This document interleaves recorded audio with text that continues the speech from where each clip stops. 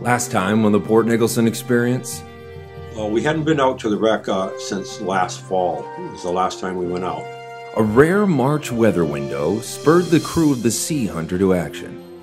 After the difficult task of checking the anchoring buoy and dropping the 20,000-pound stern anchor, the crew began making necessary preparations to begin ROV exploration.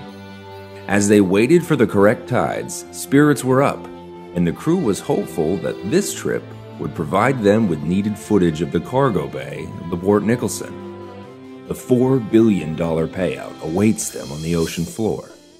Will this be the trip that changes their lives?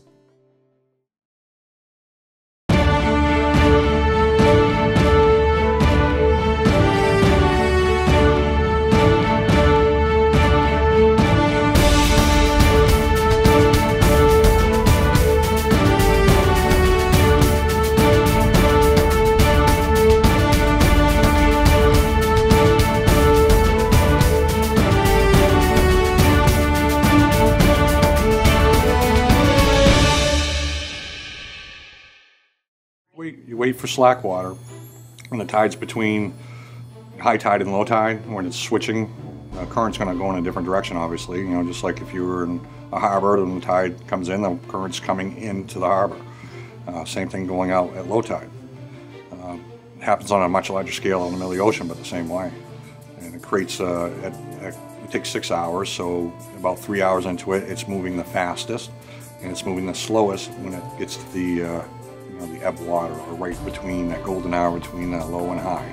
With the correct tide rapidly approaching, the crew prepares the larger Mark V and the much smaller video ray ROVs for launch. Months of preparation and testing of the new tether cord launch system have all come down to this. Upon the ROV hitting the water, the tether begins to spill out of the launch system, and a solution must be improvised before they can continue. We have badminton rackets, the faces of them, one on the top and one on the bottom. The bottom one has a weight so it falls away down. The top one has a float on it and it floats up. So it opens up by itself when you let go of the string. It's all very simple, but it works awesome.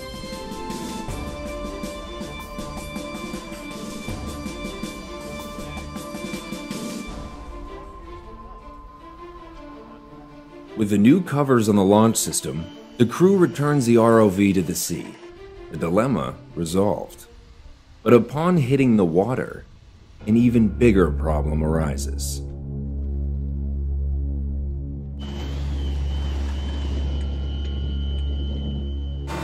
Each of the thruster ones, when the goop goes up, and we'll move to the bottle, goes up, go get the goop. The crew scrambles to assess what could potentially be a fatal electrical issue for the larger Mark V ROV. Multiple launch attempts prove fruitless, and the alarms continue to sound. Well, we're having an issue with LIM alarms, and LIM alarms are what they call line insulation monitor. And basically it monitors continuity on both the positive and the negative side of the AC and DC. Morale begins to sink.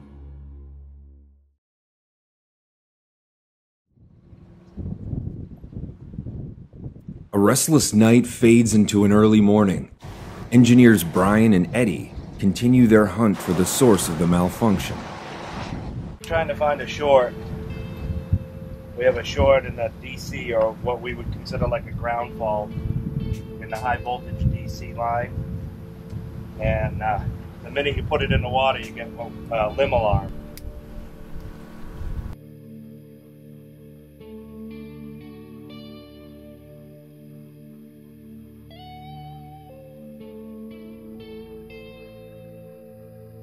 Numerous attempts only end in failure.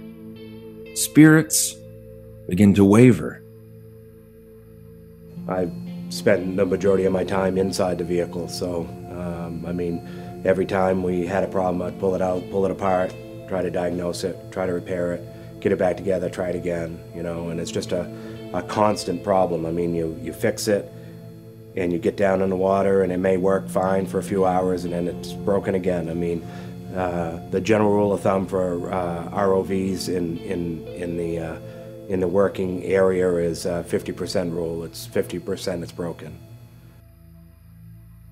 The crucial Mark V ROV will likely not function on this trip. I was thinking about it. You know, we're going to have to head back to the dock because this damn ROV quit working again after we did everything humanly possible to make it work. And here we are sitting out there in the middle of the ocean, bobbing around, and our ship is, 650 feet below us and can't do anything. Well, after I chopped off some heads and stuff, then I started thinking, okay, what can we really do? We're here. We can't just pull the anchor and go home. The crew springs to action. We had to invent a way to get the small ROV down there. The current runs so hard down there that you can't just send it down by itself. It can't swim down there. So you have to attach it to a weight. And Kevin needed 195 feet of cord, an umbilical cord, to accomplish the mission. So we have to figure a way to package that up and send it down. This takes one cord. This takes 60 seconds to solve a 20-minute problem. Yeah, we'll give it a shot. Definition: mundane, tedious. Self-explanatory. Something to deploy the umbilical with without making a mess. The small cable here is the video ray. This is the Mark V thicker cable. The umbilical. So we have to unmarry them together and just solidify the small ROV down by itself.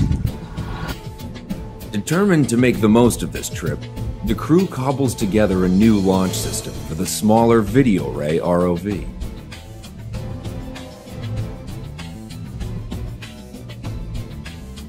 The crew's improvisational prowess is again shown as the complicated launch system is created out of spare parts found around the ship.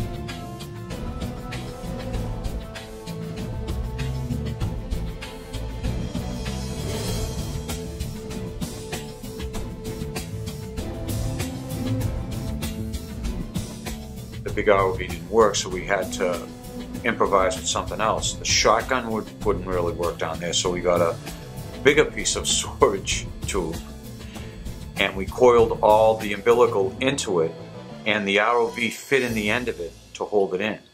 We attached that to the clump weight, and we were in such good position over the wreck. When we lowered it down, it was right over the cargo bay. With the help of the clump weight, the video ray begins its descent to the wreck below. Upon landing, the bottom of the sea appears barren and desolate. The increasing presence of sea life indicates that the wreck is quickly approaching. There she is. Nice. Good job, Kevin. Great job.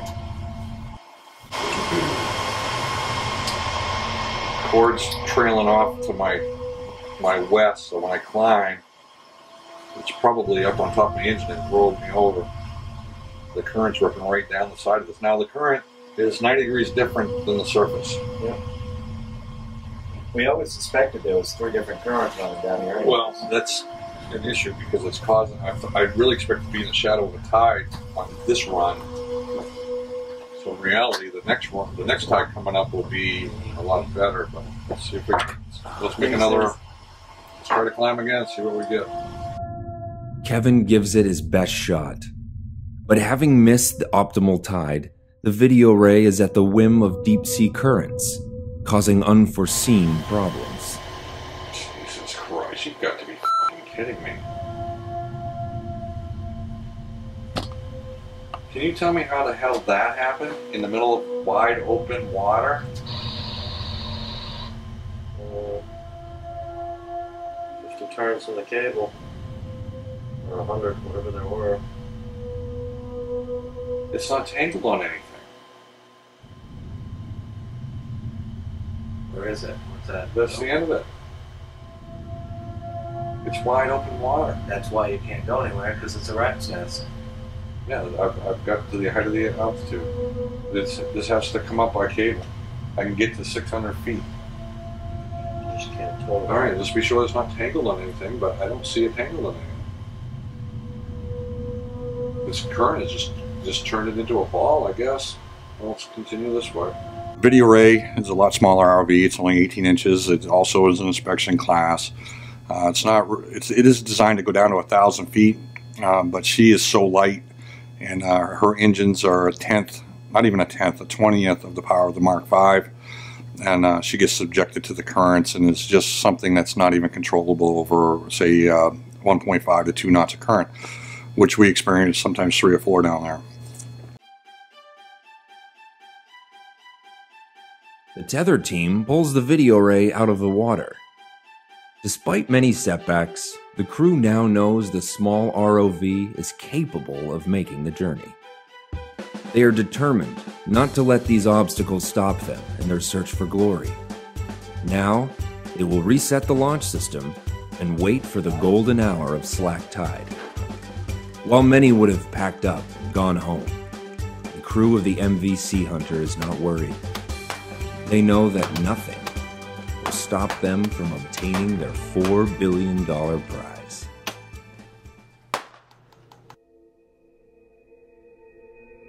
This mission we're getting ready for could be a make or break thing.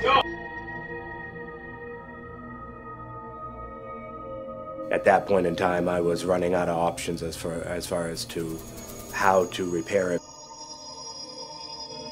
And the rest was in survival mode, just trying to escape the wreck.